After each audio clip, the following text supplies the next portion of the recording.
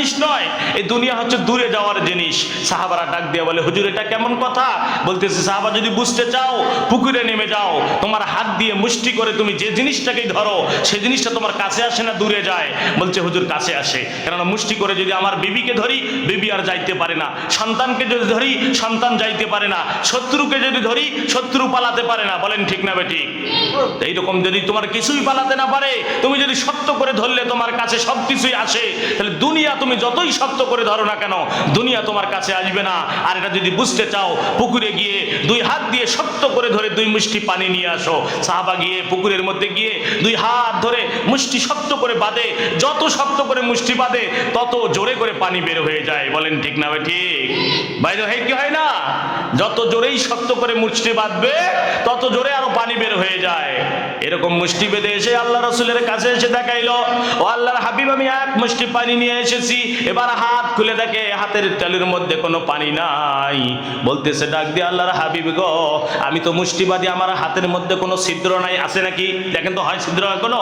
আপনি নিজেরা মুষ্টি বেঁধে দেখেন একটু ছিদ্র আছে নাকি? কোনো ছিদ্রই থাকে না, কিন্তু তারপরেও পানি জোর হয়ে বের হয়ে যায়। আল্লাহ রাসূল সাল্লাল্লাহু আলাইহি ওয়াসাল্লাম বলে, সাহাবা আজকে তোমার হাতের আঙ্গুলিগুলো যেমন তোমার সাথে খেয়ানতি করতেছে, আজকে তোমার হাতের আঙ্গুলির ফাঁক না থাকার কারণেও দেখো কেমন করে পানি তোমার থেকে দূরে বের হয়ে যাচ্ছে। এরকম তোমরা দুনিয়াকে যতই ধরার চেষ্টা করো না কেন, দুনিয়া তোমাদের কারো কাছে থাকবে না। দুনিয়া তোমাদের সকলের কাছ থেকে এই পানির চাইতেও দ্রুত গতিতে বের হয়ে যাবে। কে বলতেছে? আল্লাহ রাসূল সাল্লাল্লাহু আলাইহি ওয়াসাল্লাম বলে, এরকমই দিয়ে বোঝাইছে। এই জন্য ভাই আপনি আমি আমরা দুনিয়াকে যতই কষ্ট করে ধরি না কেন, যতই শক্ত, সাল্লাল্লাহু আলাইহি ওয়াসাল্লাম হাদিসের মধ্যে বলছেন, মান সামা রমাদান ওয়া আতবাআহু সিত্তাম মিন শাওয়াল, যে ব্যক্তি রমজান মাসে রোজা পেল, রোজা রাখলো, রোজা রাখার পরে শাওয়াল মাসের যে 6টি রোজা রাখলো, বলা হচ্ছে যে কি 6টি রোজা রাখলো শাওয়াল, ফাকান্নামা সামাদ্দাহ রা কুল্লাহু বিল কামাল। বলেছে যে ব্যক্তি এভাবে করে রমজান মাসে রোজা পেল, শাওয়াল মাস পর পরে 6টি রোজা রাখলো, রাখিয়াছে সে যেন সারা বছর রোজা রাখিল। বলেন সুবহানাল্লাহ। এর প্রতিটা রোজার বিনিময়, এখানে হাদিসের মধ্যে আসছে, এর আগে হাদিস পাঠ করা হয়েছে যে হাদিসের মধ্যে বলা হয়েছে যে প্রতিটা রোজার বিনিময় 10টি করে রোজার সব দেওয়া হবে, কিন্তু এখানে বলা হয়েছে যে কি ফাকান্নামা সামাদ্দাহ রা কুল্লাহু মিন কামাল বিল কামাল। আল্লাহ রাসূল সাল্লাল্লাহু আলাইহি সাল্লাম বলে যে এর প্রতিটা রোজার বিনিময় 40টি করে রোজার সব দেওয়া হবে। বলেন সুবহানাল্লাহ। তাহলে 10টি করে যদি হয় তাহলে বলা হচ্ছে 1 বছর, আর যদি 40টি হয় তাহলে কয় বছর? 4 বছর। আপনি রোজা 4 বছর ধরে আপনি একাধারে রোজা রাখলে যে সব হয় সেই পরিমাণ সব আমার আমলনামায় দিয়ে দিবে। বলেন সুবহানাল্লাহ। আসলে আমরা শেষ নবীর উম্মত হওয়ার পরে এমনই একটি ভাগ্য, এমনই একটি কপাল আমরা পেয়েছি, এমন একটি সময় আমরা পেয়েছি যে সময়টা যদি একটা নেকের কাজ করি, একটা হয় না, একের বদলিতে 10 গুণ হয়ে যায়। সুবহানাল্লাহ। আবার এমন এমন সময়, এমন এমন দিকগুলো, এমন টাইমগুলো আমাদেরকে দিয়েছে যে টাইমগুলো বলা হচ্ছে যে অন্য অন্য নবী রাসূলেরা হাজার হাজার বছর ধরে ইবাদত করে যে যতটুকু নেক আমল করতে পারে নাই, যতটুকু নেকি হাসিল করতে পারে নাই, আমরা অল্প সময়ের মধ্যেই একটি রাত অথবা একটি দিন অথবা একটি মাসে 6টি রোজা, নফল রোজা করেই দেখেন আমরা বছরের পর বছর নেকি হাসিল করতে পারি। বলেন সুবহানাল্লাহ। এই সুযোগ, এই সময়গুলো আমাদেরকে দিয়েছেন কে? আল্লাহ। কিন্তু দেখা যাচ্ছে এই সুযোগ সময় পাওয়ার পরেও সৎ ব্যবহার যারা করে না, যারা বলা হয়েছে যে ক্ষমতা পাইলো কিন্তু ক্ষমতার অপব্যবহার করলো। ক্ষমতার কি করলো? ক্ষমতার অপব্যবহার করলো। তা যেই ক্ষমতার অপব্যবহার করবে সেটা দুনিয়া হোক আর পরকালেই হোক না কেন, তার বলেন তো হিসাব হবে কি হবে না? হিসাব দিতে হবে কি হবে না? অবশ্যই অবশ্যই হিসাব দিতে হবে।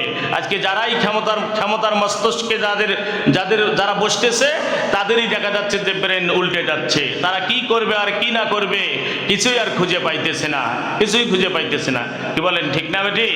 আজকে তারা যদি অপব্যবহার করে মনে করে যে আমরাও এই সিটের মধ্যে সারা জীবন থাকবো, আমরাও 40 বছর থাকবো, 50 বছর থাকবো, আমাদের হায়াত যতদিন আছে ততদিন থাকবো, বলেন তো থাকতে পারবে কি? কোনোদিন থাকতে পারবে না। কেননা দুনিয়াটাই ক্ষণস্থায়ী। দুনিয়াটাই কি? ক্ষণস্থায়ী। যারাই চেষ্টা করবে অসৎভাবে এখানে এগিয়ে যাওয়ার জন্য পারবে না। আল্লাহ পাক রব্বুল আলামিন কোনো না কোনোভাবেই তাকে ক্ষমতা থেকে নেমে দিয়ে বোঝাবে যে আসলেই তুমি ক্ষমতার মধ্যে যখন ছিলে তখন কেমন ছিলে, আবার ক্ষমতা থেকে যখন নেমে গেলে তখন কি অবস্থা হয়। যখন মানুষ অসুস্থ হয়ে যায়, যখন মানুষ ক্ষমতাবিহীন হয়ে যায়, যখন মানুষ শক্তিবিহীন হয়ে যায়, তখন দেখবেন আল্লাহর দরবারে হাত পেতে আল্লাহর কাছে চাওয়া শুরু করে। কি বলেন, ঠিক না বেটি? তখন বেশি বেশি চায় আল্লাহর কাছে। আর যখন সুস্থ থাকে, সবল থাকে, শরীরের মধ্যে শক্তি থাকে, ক্ষমতা থাকে, তখন কিন্তু আল্লাহকে চেনে না, তখন আল্লাহকে ডাকতে পায়, ডাকার সময় পায় না। উল্টো আবার বলতে গেলে বলে কি, হুজুর আমাদের সময় হয় না। কেন সময় হয় না? এত কাজ, এত কাজ। হ্যাঁ রে, সময়ের মালিক কে? কে সময়ের মালিক? আল্লাহ। যে আল্লাহ পাক রব্বুল আলামিন তোমাকে সময় দিল, এই সময় তুমি দুনিয়ার সমস্ত কাজে তুমি লাগাইলে। দুনিয়ার সমস্ত কাজে একটা গরুর পিছনে, একটা গরুর খেদমত করতে গেলেও সময় লাগে কি লাগে না বলেন তো? সেখানে তুমি সময় দিলে, বিবির পিছনে সময় দিলে, সন্তানের পিছনে সময় দিলে, জমির পিছনে সময় দিলে, তোমার ব্যবসার পিছনে সময় দিলে, তাহলে আল্লাহর দেওয়া সময় আল্লাহ পাক রব্বুল আলামিনের ইবাদতের কাছে তুমি কতটুকু লাগাইলে, এটা তুমি নিজেই হিসাব করে দেখো। কি বলেন, ঠিক না ঠিক? নিজেই হিসাব করে দেখলেই পাওয়া যাবে। এই জন্যই আল্লাহ রসুল সাল্লাল্লাহু আলাইহি ওয়াসাল্লাম বলে যে বার্ধক্যে পৌঁছে যাওয়ার আগে, বার্ধক্যে পৌঁছে যাওয়ার আগ মুহূর্তে তোমরা আল্লাহ পাক রব্বুল আলামিনের ইবাদত বেশি বেশি করে করো, আল্লাহ পাক রব্বুল আলামিনের কাছে চাও।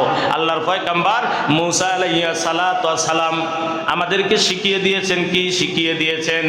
যে তোমরা যদি আল্লাহ পাক রব্বুল আলামিনের কাছে কিছু চাও, আল্লাহ পাক রব্বুল আলামিনের কাছে যদি কিছু চাইতে হয়, তাহলে প্রথম যে জিনিসটা চাইতে হবে সেটা মুসা আলাইহিস সালাতু ওয়াস সালাম আল্লাহ পাক রব্বুল আলামিনের কাছে যখন গিয়েছিলেন, আল্লাহ পাক রব্বুল আলামিনকে গিয়ে বলে, আল্লাহ পাক রব্বুল আলামিন বলে, মুসা রে, তুমি আমি আল্লাহর কাছে কি চাও বলো, আজকে তুমি যা চাবে আমি আল্লাহ তোমাকে তাই দিয়ে দেব।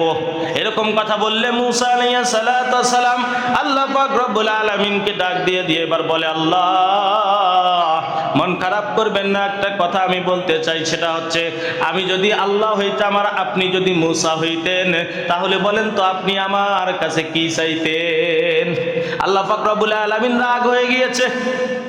মুসা রে, এটা তো কোনোদিন সম্ভব নয়, তুমি কোনোদিন আল্লাহ হবে না আর আমি আল্লাহ কোনোদিন মুসা হব না, মুসা হওয়া কোনোদিনও সম্ভব নয়, আমি হব না। আল্লাহ পাক রব্বুল আলামিন এরকম কথা বললে মুসা আলাইহিস সালাতু ওয়াস সালাম ডাক দিয়ে কয়, আল্লাহ রাগ করবেন না, রাগ করবেন না, আমি জানি আপনি কোনোদিন মুসা হতে পারবেন না, আমিও কোনোদিন আল্লাহ হতে পারবো না। যদি হইতেন, যদি হইতেন, আবারও বলতেছে যদি হইতেন আপনি মুসা আর আমি যদি হইতাম আল্লাহ, তাহলে আপনি আমার কাছে কি চাইতেন? আল্লাহ পাক রব্বুল আলামিন আবারও রাগ হয়ে গেছে, আবারও বলতেছে মুসার এটা কখনো সম্ভব নয়। মুসা ডাক দিয়া বলে, আল্লাহ আমি জানি এটা সম্ভব নয়, কিন্তু যদি আপনি সম্ভব করতেন বা যদি হইতেন তাহলে কি চাইতেন? আল্লাহ পাক রব্বুল আলামিন ডাক দিয়া কয়, বান্দার মুসা রে, তুমি যেহেতু শুনতে চাও, আমি যদি মুসা হইতাম আর তুমি যদি আল্লাহ হইতে আর আমাকে যদি এই প্রস্তাব দিতে, তাহলে আমি আল্লাহ পাক রব্বুল আলামিন তোমার কাছে চাইতাম সুস্থতা আর হায়াতে তৈয়বা। সুবহানাল্লাহ বলেন। কি শিখিয়ে দিলেন আল্লাহ পাক রব্বুল আলামিন মুসাকে? কি চাবেন আল্লাহর কাছে? আল্লাহ পাক রব্বুল আলামিনকে এবার আল্লাহর পয়গম্বর মুসা ডাক দিয়ে বলতেছে, আল্লাহ এখন যদি তুমি আমাকে দাও কিছু, আপনার কাছে যদি আমি কিছু চাই, তাহলে এই দুইটা জিনিসই চাই, একটা চাই সুস্থতা আর একটা চাই হায়াতে তৈয়বা।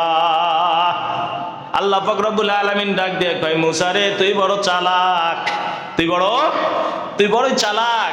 আমি আল্লাহর কাছে কি চাবে, কি নিবে, এটা আমার কাছেই শুনে নিলে।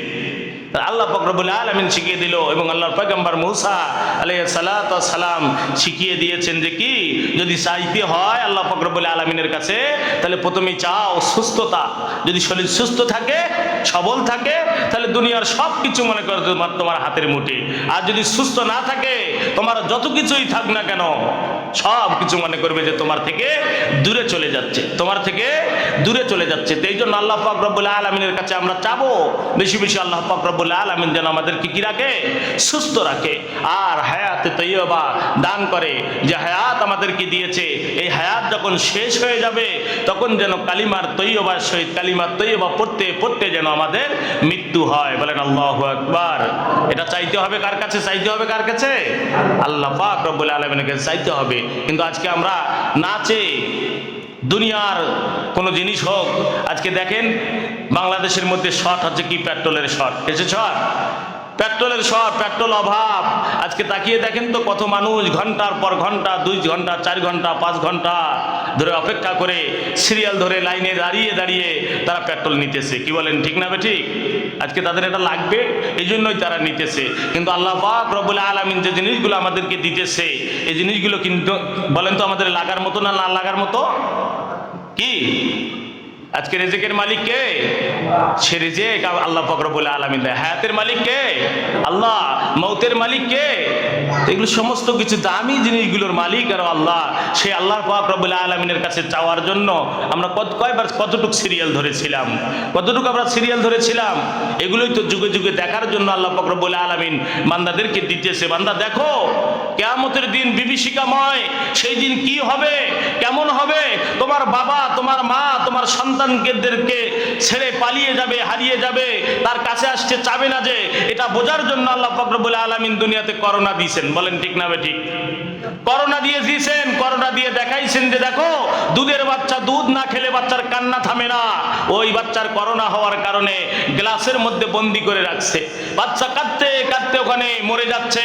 মা দূর থেকে শুধু হাত বোলায়, সন্তান কাঁদিও না, কাঁদিও না। সন্তানকে বোঝাচ্ছে বাবারে আমি তোমাকে ভালোবাসি, আমার কলিজার চেয়ে ভালোবাসি, অন্তরের চেয়েও ভালোবাসি, কিন্তু বাবা তোমার থেকে আমি আমার জীবনকে বেশি ভালোবাসি। বলেন ঠিক না ঠিক? মা বুঝায়, তার কাছে যায় না, কেননা কাছে গেলে তারও করোনা হবে, কাছে গেলে তারও করোনা হবে। এটা দিয়ে আল্লাহ পাক রব্বুল আলামিন বোঝাইছে যে দেখো কিয়ামতের দিন বিভীষিকাময়, যে সন্তান ছেড়ে বাবা যে পালিয়ে যাবে, মা যে পালিয়ে যাবে, সন্তান যে মা বাবা ছেড়ে পালিয়ে যাবে, তাদের দূরে চলে যাবে, এটা দেখার জন্য এই জিনিসটাই দেখাইছে। আজকে দুনিয়াতে আজকে আমরা আল্লাহ পাক রব্বুল আলামিনের ইবাদত করতে গেলে আমরা অধৈর্য হয়ে যাই, ধৈর্য হারা হয়ে যাই। আল্লাহ পাক রব্বুল আলামিন বলে ইন্নাল্লাহা মাআস সাবিরিন, বান্দা ধৈর্য ধারণ করো, ধৈর্যের মধ্যে আমি আল্লাহ পাক রব্বুল আলামিন আছি, সবরের মধ্যে আমি আল্লাহ পাক রব্বুল আলামিন আছি। কিন্তু আজকে বলেন তো আল্লাহর ইবাদত করতে গেলে আমাদের ধৈর্য থাকে? হ্যাঁ, আমাদের ধৈর্য থাকে না। যত ধৈর্য হারা আমরা এই মসজিদ ঘরে আসলে হয়ে যাই। আমাদের সময়ের দিকে তাকাই, আমাদের টাইমের দিকে আমরা বেশি বেশি তাকাই। এখানে যদি 5 মিনিট 10 মিনিট লেট হয়ে যায়, আহারে না মনে হয় যে কত জানি ক্ষতি হয়ে যাচ্ছে আচ্ছা আমার। কিন্তু ইবাদত করার জন্য আল্লাহ পাক রব্বুল আলামিনের ইবাদতের জন্য যে সময়টা ব্যয় হয়, যে অর্থটা ব্যয় হয়, যে কষ্ট মানুষ করে, আল্লাহ পাক রব্বুল আলামিন বলছেন যে কিয়ামতের দিন এই জিনিসগুলো আমি বান্দার হাতে নাতে বুঝে দেবো। বলেন সুবহানাল্লাহ। যে জিনিসগুলো আমার পাওয়া যাবে, যে জিনিসটা আমার থাকবে, জমা থাকবে, সেই কাজে মনে করেন যে আমরা সময় দেই না, সেখানে আমরা কষ্ট করি না, সেখানে আমরা অর্থ ব্যয় করি না। এই জন্য যেটা বুঝাইতে চাচ্ছিলাম যে আল্লাহ পাক রব্বুল আলামিন ক্ষমতা দিয়েই বান্দাকে পরীক্ষা করে, আবার ক্ষমতা কেড়ে নিয়েও তাদের কাছে কি করে? পরীক্ষা করে। আল্লাহ পাক রব্বুল আলামিন নমরুদকে ক্ষমতা দিয়েছিলেন, ফেরাউনকে ক্ষমতা দিয়েছিলেন, আবু জাহেলকে ক্ষমতা দিয়েছিলেন, উতবা শাইবা মুগিরাদেরকে ক্ষমতা দিয়েছিলেন। তাদের কাছ থেকে ক্ষমতা ছিনে নিয়েও তাদেরকে দেখিয়ে দিয়েছেন যে আসলেই তোমরা যত বড়ই ক্ষমতাবান হও না কেন, এই ক্ষমতা ধরে থাকার মতো নয়। বলেন ঠিক না বেটি? এই ক্ষমতা ধরে থাকার মতো নয়।